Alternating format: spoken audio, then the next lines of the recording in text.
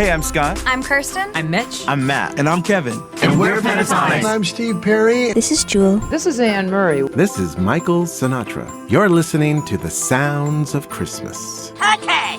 Hi, I'm Ken Kessler, and welcome to the Sounds of Christmas podcast. If you're new to this podcast, I want to start by saying thanks for joining us. If you're not new, welcome back. Either way, I'm glad you're here. Now, to avoid any confusion, I want to start off by saying there won't be any music played here. This is a place for conversation. I'll talk about Christmas music and some related topics, sometimes by myself and sometimes with guests. If you're looking for music, just go to soundsofchristmas.com and click on the tree or the player on the front page or on the Listen Now page.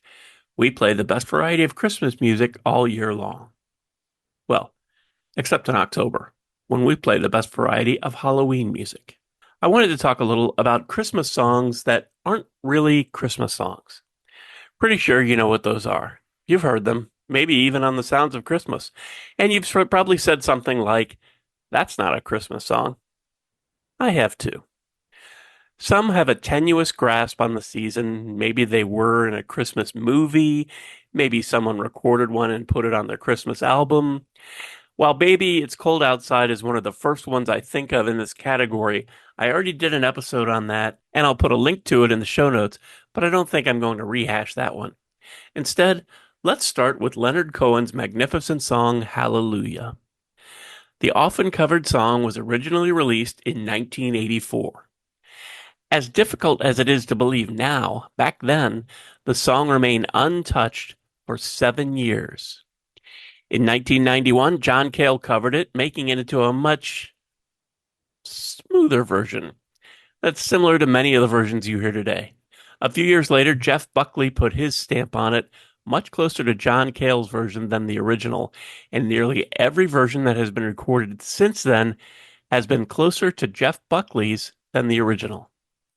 But even through all of that, and into the covers that followed, including Rufus Wainwright's version that was used in the first Shrek movie, the song hadn't made the leap to Christmas. While Susan Boyle is often credited as the first to put Hallelujah on a Christmas album, that wasn't until 2010. Chris Botti performed an instrumental version on his album December in 2002. Regardless of who was first, the trend has carried on with versions on Christmas albums from many, including Lindsey Stirling, Fantasia, and Pentatonics, just to name a few. In 2012, I think, the band Cloverton gained some notoriety when their video of Christmas Hallelujah went viral on YouTube. The band had changed some of the lyrics to make it more of a Christmas song, and this version was later recorded by the Osmonds. Aside from those versions, the majority of them stick to Leonard Cohen's lyrics, which really have nothing at all to do with Christmas. That hasn't stopped others from adding it to their Christmas albums. In fact, Pentatonics not only recorded that for one of their Christmas albums, but that's also the name of their current tour. Speaking of Pentatonics, and not to pick on them, but they recently recorded a version of Pure Imagination from the 1970s movie Willy Wonka and the Chocolate Factory. Clay Aiken has a version on his Christmas album that came out just last month. What a Wonderful World has also shown up on Christmas albums. The latest, I think, is on Steve Perry's new one, The Season 3. Steve's album also includes the song Call Me Irresponsible, which doesn't have anything to do with Christmas either, though I'd be really surprised if that somehow turned into a trend. But those are more or less anomalies that may or may not continue to become a part of the Christmas music canon. Here are some that have already become ingrained in the annual holiday celebrations, though they really don't have anything to do with Christmas. First, the snow songs. There's the song Snow from the movie White Christmas that probably gets connected because of its use in that movie, like Count Your Blessings instead of Sheep, also in that movie, and a very nice sentiment, but it's not about Christmas or snow. So let's keep moving. Let It Snow, Winter Wonderland, Marshmallow World, and Sleigh Ride don't have anything to do with Christmas, really. Nothing religious, nothing about Santa, nothing about the holiday, just about playing or walking in a snowy area. Historically, most of the United States won't even see snow at Christmas. Then there's Frosty the Snowman. That was recorded originally in 1950, and it doesn't mention anything about Christmas. It wasn't until the animated Rankin Bass special in 1969 that Christmas magic was mentioned as the reason Frosty came to life, but that still never entered into the song. My Favorite Things is also found on lots of Christmas albums. It was first recorded in 1959 by Mary Martin and then covered by a bunch of artists, including Leslie Uggams, Sarah Vaughan, Julius LaRosa, Perry Como, Jack Jones, Joni James, and Edie Gourmet before it wound up in The Sound of Music, performed, of course, by Julie Andrews. The song mentions some things associated with Christmas, sleigh bells, snowflakes, and packages tied up with strings, but Christmas is never mentioned. Dog bites and bee stings are, though. Jingle Bells, originally written under the title One Horse Open Sleigh, then changed to Jingle Bells over 150 years ago, has nothing to do with Christmas.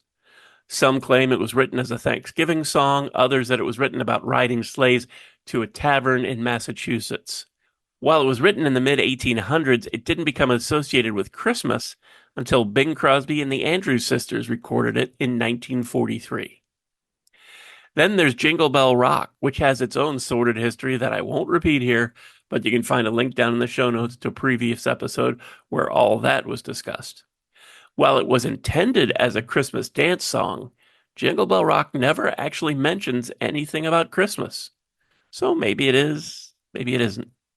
And really, that's true for every song I mentioned here. If one of these songs or one of the countless others feels like a Christmas song to you, then it is a Christmas song to you. We all observe and celebrate the holidays in our own ways. Some of those ways may overlap and some may not, and that's okay. Whatever works for you, whatever gives you that little spark of Christmas spirit, that counts, whether it's Jingle Bell Rock or Hallelujah. It's kind of like the back and forth you hear every year about the movie Die Hard. A lot of people say it's not a Christmas movie, and they even find it ridiculous and possibly a little insulting that anyone would suggest that it was a Christmas movie. On the other hand, and the way I feel, the movie depends on Christmas for its entirety. It takes place at a building where there's a Christmas party, and it has to be Christmas because other than the party, the whole building is empty. There's no other time of the year that would be possible. But I digress. And I really don't want to turn this episode into an argument about Die Hard's Christmasness. I just think that as far as music goes, anything you like that feels like Christmas to you counts. And I hope you hear plenty of that on the Sounds of Christmas. Thanks so much for listening, helping me share some Christmas spirit, and for continuing to support the Sounds of Christmas station and podcast. I already told you how to listen to the station, and you're listening to the podcast now, so my work here is just about done. All of our episodes are available on the Sounds of Christmas website. Just click the podcast tab. And we also have a Linktree page that lists most, if not all, of the sites that stream the Sounds of Christmas podcast. So you can click on that, find your favorite, click on over, and then subscribe, and you'll never miss another episode. If you have comments or suggestions on this episode, previous episodes, or the Sounds of Christmas station, feel free to reach out to me on social media or through the website. And if you're listening to this episode on your phone, you can also click the Send Us a Text message link and connect that way. Thanks again. And may you always believe in Santa Claus.